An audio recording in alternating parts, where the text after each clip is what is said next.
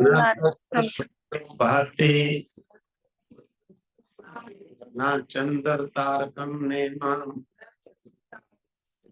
विद्युतो भान्ति ततो अयम् अग्निः तमेव भान्तम् अनुभाति सर्वं तस्य भासा सर्वमिदं विभाति न तत्र सूर्यः भाति न चन्द्रतारकम् न इमा विद्युता भान्ति तथा अयम् अग्नितम् एव भान्तम् अनुभाति सर्वं तस्य भासा सर्वम् इदं विभाति।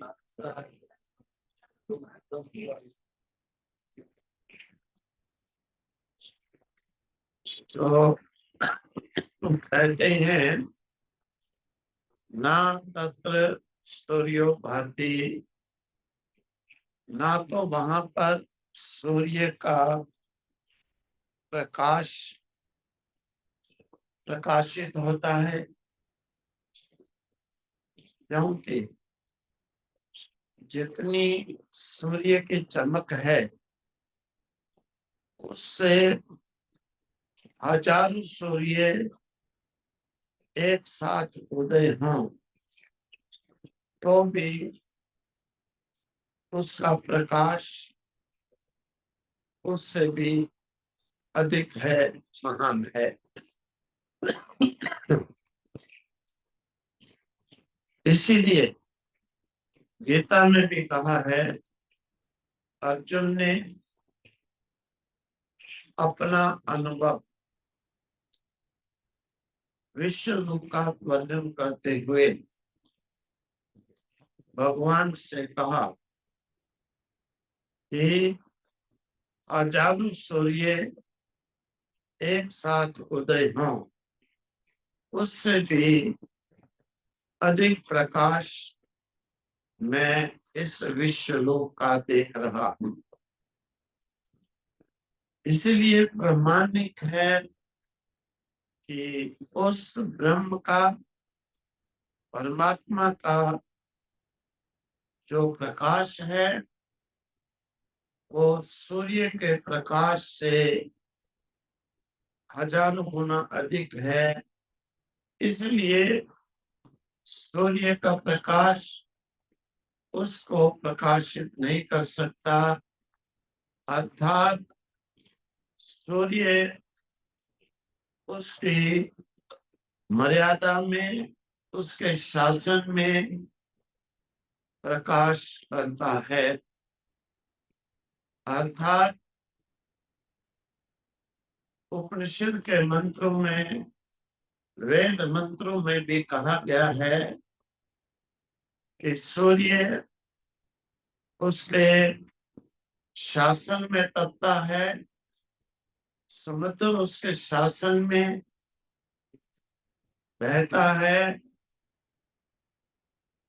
और वायु उससे भयभीत होकर चारों दिशाओं में लिमिट से भागता फिरता है।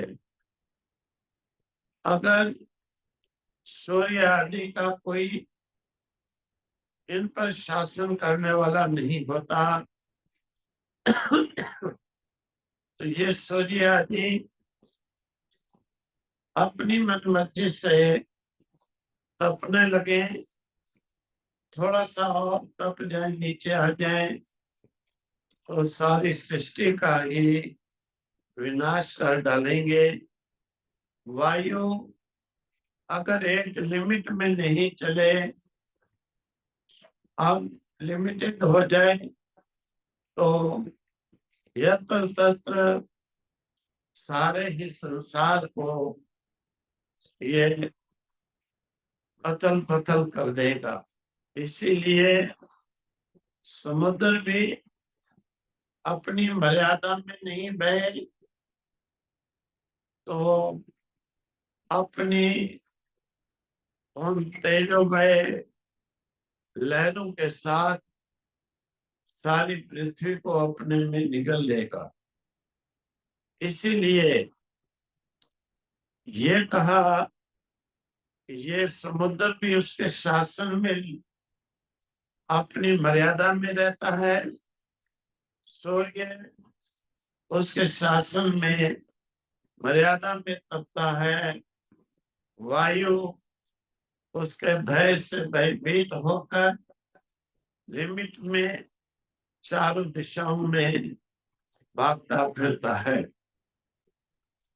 इसीलिए सूर्य का प्रकाश, सूर्य की चमक वहां पर प्रकाश नहीं करते, वहां पर नहीं चमकते। ना चंद्र तारकम और ना ही चंद्रमा, ना ही तारे वहां पर उस ब्रह्म के प्रकाश के आगे चमकते हैं। न इमाः विद्युताः भान्ति, वहां पर ये अनेक प्रकार के विज्ञान से रचित विद्युत इत्यादि प्रकाश करने वाली, चमकने वाली चीजें, ये भी वहां पर फिर प्रकाश कर कैसे सकेंगी, क्योंकि जहां पर सूर्य चंद्र तारे नहीं कर पाते, फिर उस ब्रह्म, उस ईश्वर, उस परमात्मा के प्रकाश में इनके प्रकाश की, इनके चमक की कोई भी गिनती ही नहीं है। कुतः अयम अग्नि, जब ये सूर्य चंद्र तारकम भी उसे प्रकाशित नहीं कर सकते, तो अग्नि की तो वहां पर कोई दाल ही नहीं गलती। अग्नि उसको प्रकाशित कभी नहीं कर सकती। तो कहते हैं अगर उसका प्रकाश इतना है, इनके प्रकाश की फिर आवश्यकता क्या थी? कहते नहीं, तम एवं भांतम अनुभाति, ये उस ब्रह्म के प्रकाश से ही प्रकाश लेकर ये भाषित होते हैं, ये प्रकाश करते हैं। सूर्य भी उस ब्रह्म के प्रकाश से प्रकाश लेता है, संसार को प्रकाशित करता है। इसी प्रकार से चंद्रमा, तारे इत्यादि, अग्नि इत्यादि भी उसके प्रकाश को लेकर आगे प्रकाशित होते हैं, प्रकाश करते हैं। इसमें अपना अपना कार्य करते हैं। ये उपनिषद के वाक्य, पुराणों के वाक्य इसमें प्रमाण है। जैसे इंद्रादि देवों का परस्पर युद्ध जीतने के कारण अहंकार बढ़ उठा, आपस में ही एक दूसरे को नीचे लगाने लगे, अपनी श्रेष्ठता कहने लगे, मैंने ये जीता, मैंने ये जीता। और उस ब्रह्म ने उनके आगे यक्ष का रूप प्रकट करके सबके अभिमान को, सबकी शक्तियों को एकदम कुचल डाला। अग्नि देवता एक सूखे तिनके को नहीं जला पाए, वायु देवता उस ब्रह्म के सामने एक सूखे तिनके को हिला नहीं पाए। इसीलिए बाद में सभी देवताओं को ब्रह्म विद्या के स्वरूप में प्रकट उमा भगवती उस ब्रह्म के स्वरूप में प्रकट होकर देवताओं को उपदेश की कि तुम व्यर्थ ही अपने आप को जलाने वाला, उड़ाने वाला मान रहे हो। अग्नि में जो जगती है शक्ति है जलाने की, वास्तव में मेरी है। वायु में उड़ाने की, जीवन देने की शक्ति मेरी है। इसीलिए इंद्र, हे अग्नि, हे वायु, मैंने अपनी शक्तियों को तुम में से खींच डाला। अग्नि कितना जल जल करके भी एक तिनके को जला नहीं पाए। हे वायु, तुम कितना भी प्रवाह छोड़कर एक सूखे तिनके को हिला नहीं पाए, क्योंकि अग्नि में जो जलाने की शक्ति, सूर्य में प्रकाश की शक्ति, चंद्रमा में प्रकाश की शक्ति, ताराओं में प्रकाश की शक्ति, वायु में चलने की शक्ति, ये सब मेरी शक्तियां हैं। मुझसे लेकर के ही अग्नि, वायु, सूर्य, चंद्र, तारकम ये सब आगे प्रकाश करते हैं। तम एक भांतम अनुभांति, ये उससे लेकर शक्ति उसके चमकने पर चमकते हैं, उसके प्रकाश से प्रकाशित होते हैं, उससे प्रकाश लेकर प्रकाश करते हैं। अब देवता भूल चुके थे, इसलिए उनका अभिमान नष्ट करके उन्हें ये बोध कराया। तब देवताओं का अभिमान नष्ट हुआ। सर्वं तस्य भाषा सर्वं इदं विभाति।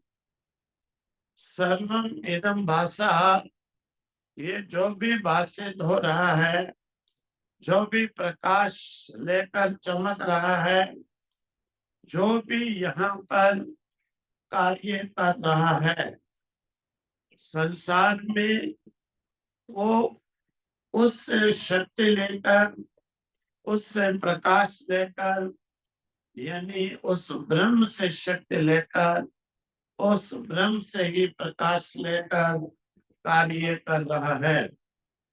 सर्वं इदं विभाति, यह सारा उसी की चमक है, उसी का प्रकाश है, उसी का जीवन है, क्योंकि सब उससे ही लेकर आगे प्राण, जीव इत्यादि सभी कार्य करते हैं।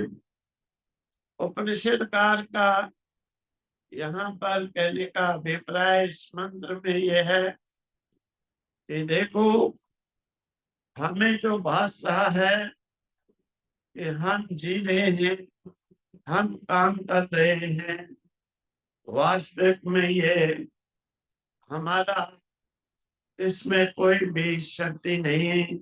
ये तो उस भासमान की शक्ति है जिसके आगे सूर्य आदि भी फीके पड़ जाते हैं, चंद्र तारे प्रकाशहीन हो जाते हैं, और विद्युत भी उसके आगे फीकी पड़ जाती है। फिर अग्नि आदि का तो कहना ही क्या।